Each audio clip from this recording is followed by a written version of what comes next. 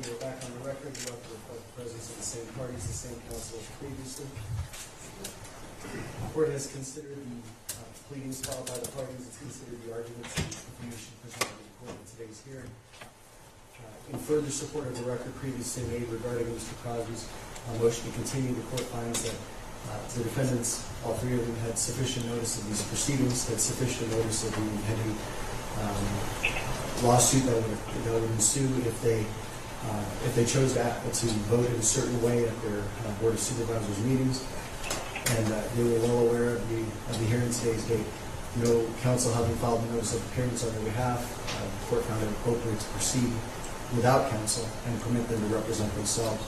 The court further finds that continuing these proceedings to allow an attorney to quote-unquote get up to speed by 3 or 4 days would essentially render this whole issue moot. The Secretary of State and the associated parties will not be able to canvass elections timely, and will throw into chaos the potential for a certified election. Therefore, the court continues to find that it is not in the interest of justice to continue these proceedings any further.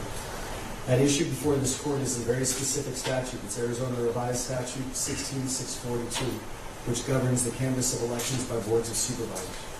That statute in pertinent part reads that a governing body, and in this case, the Board of Supervisors, shall meet and canvass the election not less than 6 days, nor more than 20 days following the election. By its plain language, that statute requires the Board of Supervisors in this year to meet no earlier than November 14th, no later than November 28th, and to canvass the election. In other words, to accept the canvass. There's only one exception in that general statute to the requirement that they canvass the election during that time frame. It's found under subsection C, and it reads as follows. If at the time of the meeting of the governing body, the returns from any polling place in the election district where the polls were opened and an election held are found to be missing, the canvass shall be postponed from day to day until all the returns are received, or until 6 postponements have been had. It is a very limited exception to the Board of Supervisors' requirement that they meet and canvass in a timely fashion. There has been no evidence presented to this court, either in pleading or in the hearing, that evidences that there was any polling place missing, any ballots missing, or any results missing. Instead, what has been presented to this court is that there was a delay for other reasons. In addition to the statute, the court also must consider the Elections Procedures Manual, which is supported by statute and it's promulgated by the Secretary of State with the agreement of the Attorney General and the Governor. And the most recent Elections Procedures Manual was the 2019 manual. By law, it has the effect of law unless it specifically contradicts the law. And in this case, on page 240, it's section 3A2 of chapter 12. It talks about the scope of duty to canvass, and it specifically finds and states that the Board of Supervisors may postpone the canvass on a day-to-day basis if the results from the precinct are missing, or from any precinct are missing. If precinct results are still missing after 6 postponements, the Board of Supervisors must canvass the remaining election results, a cite to the statute I already cited.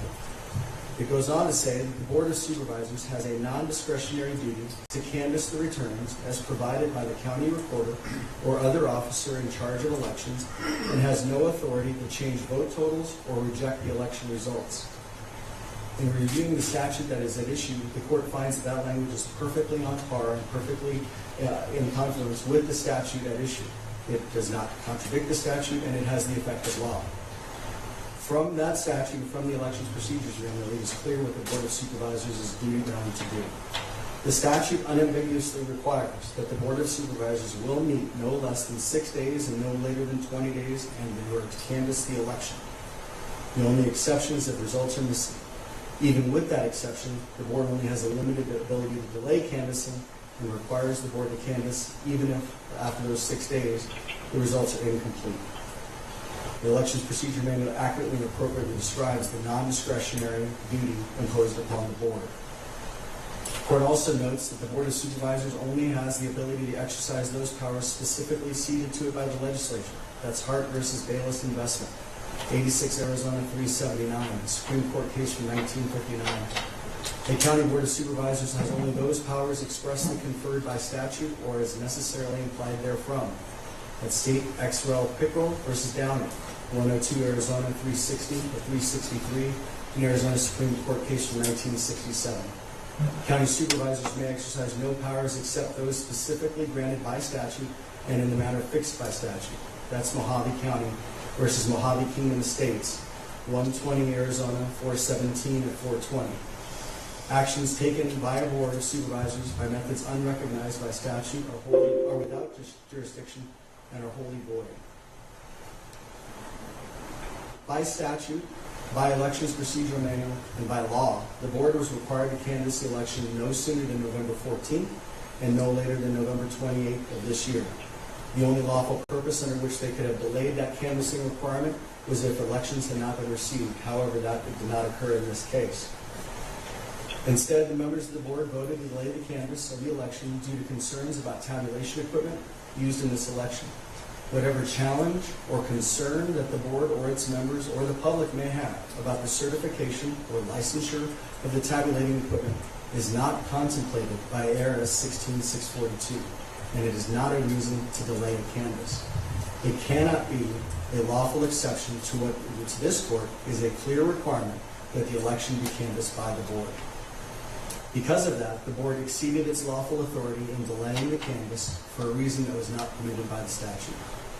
The court finds ARS 16642 specifically imposes upon the board the duty to canvass the election and to do so in a specific time frame. This duty is non-discretionary.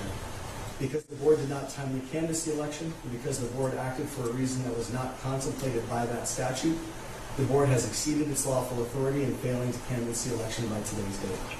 Accordingly, a writ of mandamus is appropriate in this action. The court is granting both plaintiffs' requests for writs of mandamus. The court is ordering and directing the Board of Supervisors to convene today's date at 3:30 p.m. to hold a meeting of the Board of Supervisors and to canvass the election. It is further ordered that the canvass will be completed no later than 5 p.m. today's date and provided to the Secretary of State.